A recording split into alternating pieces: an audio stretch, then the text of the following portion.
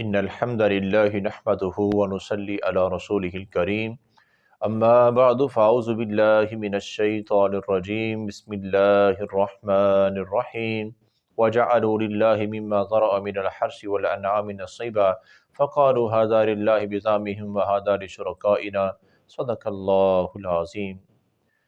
محترم سامعین و ناظرین، کلام مقدس قرآن مجید کا 8واں پارہ ہے اور اس پارے میں اللہ تعالیٰ کا فرمان ہے۔ شروع میں ہی اللہ تعالیٰ کا فرمان ہے کہ کچھ جو مشرک لوگ ہیں وہ اس طرح کے عقائد نظریات وہ بناتی ہیں کہ اپنی کھیتی باڑی میں سے، اپنے کاروبار کے مال میں سے اور اپنے جانوروں میں سے وہ ایسے کچھ نظر مان لیتے ہیں کہ یہ جو ہے ہمارا ہم بطور صدقہ یا نیکی یا جو کچھ بھی کر رہے ہیں یہ اللہ کے لیے ہے، ہمارا جانور ہم نے چھوڑ دیا ہے اللہ کے نام پر، اور یہ ہم نے اپنے بتوں کے نام پہ چھوڑ دیا ہے۔ ھذا للہ بزعمہم وھذا لشرکائنا، یعنی کہ مشرک جو ہیں وہ بھی اللہ کو مانتے ہیں لیکن اللہ کو ہی نہیں مانتے، اللہ کو بھی مانتے ہیں اور دوسروں کو بھی مانتے ہیں۔ یہی چیز شرک ہے۔ اللہ یعنی کہ مشرک اللہ کو مانتے نہیں، مانتے ہیں تو وہ اللہ کے نام پر کچھ جانور چھوڑ دیتے ہیں اور کچھ جانور جو ہیں وہ اپنے بتوں کے نام پہ چھوڑ دیتے ہیں، اور یہی شرک ہے۔ یہی شرک ہے۔ نظر نیاز چڑھاوا جتنا بھی منت ہے یہ ساری کی ساری کہ نیکی حاصل ہو جائے، ہم سے اللہ راضی ہو جائے تو صرف اور صرف اللہ کے نام پر، کسی اور کے نام پہ کریں گے تو وہ گناہ لکھا جائے گا، اور اتنا بڑا گناہ کہ وہ شرک لکھا جائے گا۔ تو اللہ سے دعا ہے اللہ تعالیٰ ہمیں اس طرح کے گناہوں سے بچنے کی توفیق عطا فرمائے۔ اور اسی طرح اللہ تعالیٰ کا فرمان ہے کہ وَآتُوا حَقَّهُ يَوْمَ حَصَادِهِ، یہاں پر اللہ تعالیٰ عشر کا بیان کر رہے ہیں کہ جتنے ذمہ دار حضرات ہیں، یہ جب فصل ان کو ملتی ہے، کاشت کرتے ہیں، جب فصل ان کے پاس آتی ہے، اناج غلہ کچھ بھی جو ان کے پاس آتا ہے، تو ان کو چاہیے کہ اس فصل میں سے جو ان کو ملا ہے اس جنس کا جو ہے وہ 20واں حصہ، عشر جو ہے وہ 20واں حصہ وہ اللہ کے نام پہ صدقہ کیا کرے۔ یہ ضروری ہے کیونکہ ہمارے یہاں علاقے کے حساب سے تو یہی بنتا ہے 20واں حصہ، یعنی کہ 20 من میں سے 1 من جو ہے وہ اللہ کے نام پر، 20 کلو میں سے 1 کلو، تو یعنی کہ 20واں حصہ جو ہے یہ عشر بنتا ہے۔ تمام ذمہ دار حضرات کو چاہیے کہ عشر جو ہے نا پورا ادا کیا کریں۔ تھوڑا سا دے دیا باقی نہیں دیا یا دھیان نہیں کیا تو یہ غلط بات ہے، مجرم ٹھہریں گے، سزا ہوگی اس کی، یہ بہت بڑا گناہ ہے۔ جیسے زکوٰۃ پوری نہ دینا گناہ ہے، ایسے ہی عشر پورا نہ ادا کرنا بہت بڑا گناہ ہے۔ اور اس بارے میں اللہ تعالیٰ نے بڑی وضاحت کے ساتھ کچھ حرام کاموں اور عقائد کا بیان کیا ہے اور حرام کھانوں کا بیان کیا ہے، جس میں سے اللہ تعالیٰ کا فرمان ہے کہ کل اجد فیما اوحی الی محرما علی طاعم یطعمہ الا ان یکون میتۃ، اللہ تعالیٰ کا فرمان ہے کہ پیارے نبی صلی اللہ علیہ وسلم ان کو بتا دو کہ کھانوں میں کون کون سی چیز تمہارے لیے حرام ہے، باقی ساری چیزیں حلال ہیں۔ حرام کیا ہے؟ فرمایا کہ مردار، مری ہوئی چیز، مرا ہوا جانور جو ہے وہ مسلمانوں کے لیے حلال نہیں ہے۔ دم مسفوحا، خون مسلمانوں کے لیے حلال نہیں ہے، خون۔ اور تیسری چیز لحم الخنزیر، خنزیر سور کا گوشت، خنزیر کا گوشت حلال نہیں ہے۔ اہل لغیر اللہ بہ، اللہ کے علاوہ کسی اور کے نام پہ جو پکارا جائے وہ بھی حلال نہیں ہے۔ تو یہ یہاں پر جو 4 چیزیں ہیں اللہ تعالیٰ نے حرام قرار دی ہیں، اور یہ تمام قوموں میں ایسے ہی رہا ہے، پچھلی قوموں میں بھی۔ ہاں بطور عذاب سزا اللہ نے کچھ قوموں کو کچھ زیادہ چیزیں بھی حرام کی تھی، لیکن عام طور پر یہی چیزیں رہی ہیں۔ اور اس کے بعد اللہ تعالیٰ نے کچھ حرام کام بھی بیان کیے ہیں۔ یہ تو چیزیں تھیں نا کھانے والی کچھ چیزیں، تو حرام کام بھی اللہ تعالیٰ نے بیان کیے۔ ان سب سے بچنا اور ان سب کو چھوڑنا ہم سب کی ذمہ داری ہے، اسی میں ہماری بھلائی اور کامیابی ہے۔ اب اللہ تعالیٰ کا فرمان ہے کہ اللہ تشرکوا بہ شیئا، سب سے بڑا حرام کام جس کو تم نے چھوڑنا ہے وہ یہ ہے کہ کبھی بھی اللہ کے ساتھ شرک نہ کرنا، یہ سب سے بڑا حرام کام۔ وبالوالدین احسانا، والدین کو دکھ تکلیف پریشان کبھی نہ کرنا، ہمیشہ والدین کے ساتھ اچھا سلوک کرنا ہے۔ تیسرے نمبر پہ فرمایا کہ ولا تقتلوا اولادکم من املاق، کبھی بھی مفلسی کے ڈر سے رزق کی کمی کے ڈر سے اپنی اولاد کو قتل نہ کرنا، کہ ہم بچہ لینا ہی نہیں چاہتی ہیں، یا ہم بچے کو ختم کر دیں گے، یا ہم بچے کو ماں کے پیٹ میں ہی ختم کر دینا چاہتے ہیں، اس لیے کہ ان بچوں کا کھانے کا بندوبست کیسے ہوگا؟ تو اللہ تعالیٰ کا فرمان ہے کہ نحن نرزقکم وإیاہم، تمہیں کون رزق دیتا ہے؟ تمہیں بھی تو ہم رزق دے رہے ہیں، ان کا رزق بھی ہمارے ذمے ہے، اس بات کو چھوڑو۔ تو مفلسی کے ڈر سے اولاد کو قتل کرنا یہ بہت بڑا سنگین جرم ہے۔ اور اسی طرح چوتھے نمبر پہ فرمایا کہ وَلَا تَقْرَبُوا الْفَوَاحِشَ مَا ظَهَرَ مِنْهَا وَمَا بَطَنَ، بے حیائی، فحاشی جو ہے نا، چاہے وہ اعلانیہ ہو چاہے وہ چھپی ہوئی ہو، کسی بھی طرح کی بے حیائی اور فحاشی کے کبھی قریب ہی نہیں جانا ہے۔ وَلَا تَقْرَبُوا الْفَوَاحِشَ، بالکل قریب نہیں جانا ہے۔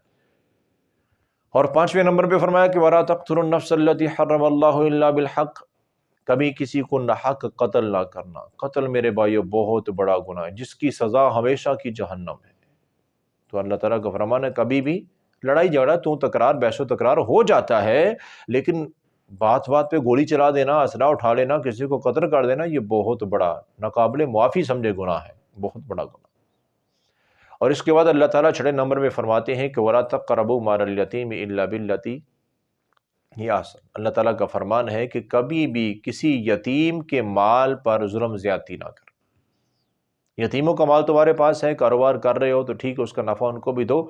ہاں، یتیموں کا مال تمہارے پاس ہے، دو نمبری کر کے تم کھا جاؤ گے، ناجائز قبضہ کرو گے، یتیم بچی ہیں، چھوٹی ہیں، کیا کر لیں گے، ان کو سمجھ نہیں ہے۔ اللہ تعالیٰ کے ہاں یہ اتنا بڑا گناہ ہے، اتنا بڑا گناہ۔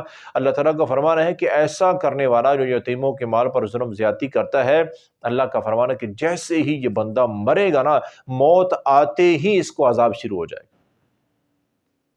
حدیث قرآن کے الفاظ کیا ہیں؟ وَسَيَصْلَوْنَ سَعِيرًا، ان قریب، فوراً، ان قریب، بڑی جلدی ہی اس کو عذاب نے پکڑ لینا ہے۔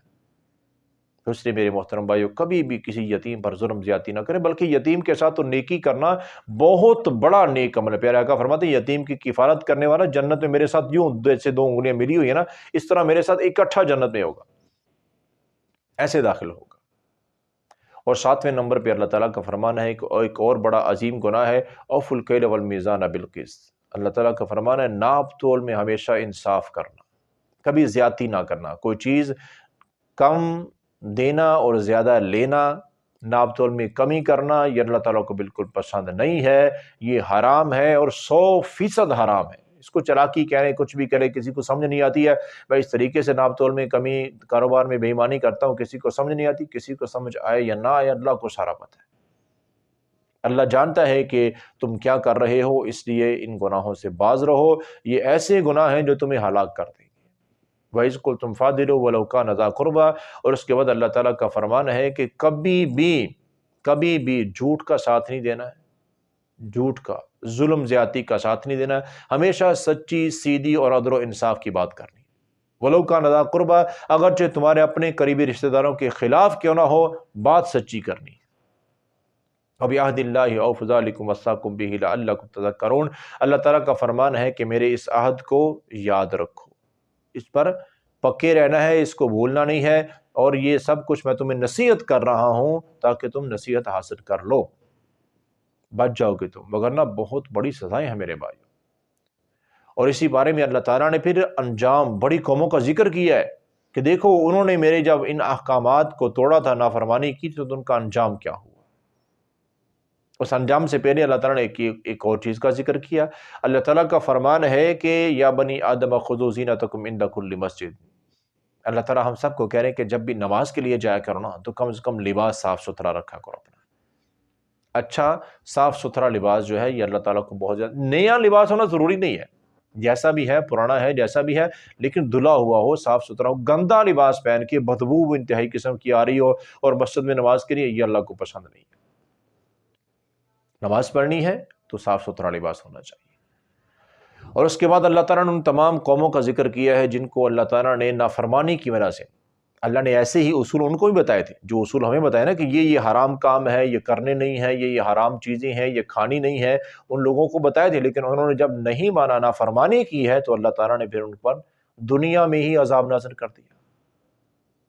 نوح علیہ السلام کی قوم کو دیکھ لو، اللہ تعالیٰ کا کیا فرمان ہے، وَأَغْرَقْنَا الَّذِينَ كَذَّبُوا بِآيَاتِنَا، جب انہوں نے ہمارے احکامات کو ٹھکرا دیا، جھٹلا دیا، نہیں مانا، تو ہم نے پوری قوم کو ہی پانی میں غرق کر دیا۔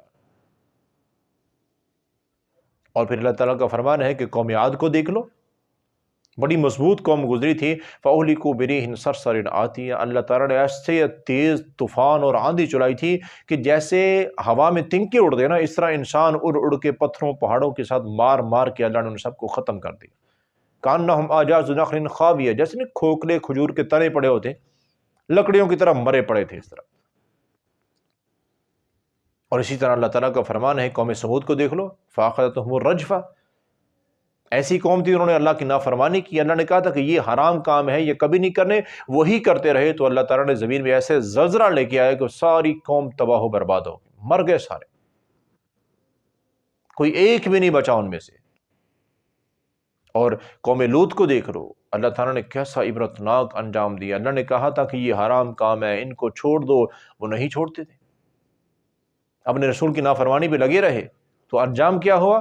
وَجَعَلْنَا عَالِيَهَا سَافِلَهَا وَأَمْطَرْنَا عَلَيْهَا حِجَارَةً مِّن سِجِّيلٍ مَّنضُودٍ، اللہ تعالیٰ نے پوری بستی کو زمین سے اکھاڑا اور بلند کر کے الٹا کر کے نیچے پھینک دیا، اور پھر ان پر پتھروں کی بارش برسائی اللہ نے، پتھر، پانی کی قطرے نہیں، بارش میں پتھر برسے، اور جس کے سر پہ لگتے تھے وہ مر جاتا تھا، زخمی ہو کے تڑپ تڑپ کے مر گئے یہ لوگ۔ یہ سزا کس چیز کی تھی؟ اللہ اس کے رسول کی نافرمانی۔ تو میرے بھائیو، جب اللہ نے ہمیں بیان کر دیا ہے کہ یہ حرام کام ہے تو کبھی ان کے قریب نہ جائیں۔ اور اسی طرح اللہ تعالیٰ نے اس پارے کے آخر میں قوم مدین کا واقعہ بیان کیا، انہوں نے بھی نافرمانی کی، رسول سمجھاتے رہے اور انہوں نے بھی نافرمانی کی، وَأَخَذَتِ الَّذِينَ ظَلَمُوا الصَّيْحَةُ، تو اللہ نے ایک ایسا عذاب بھیجا کہ جو قابل برداشت نہیں ہے، ایک چیخ چنگاڑ کی آواز تھی جس کی کوئی بھی تاب نہیں لا سکا، لوگوں کے کان پھٹ گئے، کلیجے پھٹ گئے، مر گئے لوگ تڑپ تڑپ کے، اور یہ اللہ تعالیٰ کا عذاب تھا اس وجہ سے کہ اللہ نے ان کو کہا تھا کہ یہ چیزیں حرام ہیں، یہ کام حرام ہے، یہ کبھی نہ کرنا، وہ لوگ نہیں مانتے تھے تو انجام بہت برا ہوا۔ تو اللہ سے دعا ہے اللہ تعالیٰ ہمیں ہر طرح کے حرام کاموں سے بچنے کی توفیق عطا فرمائے۔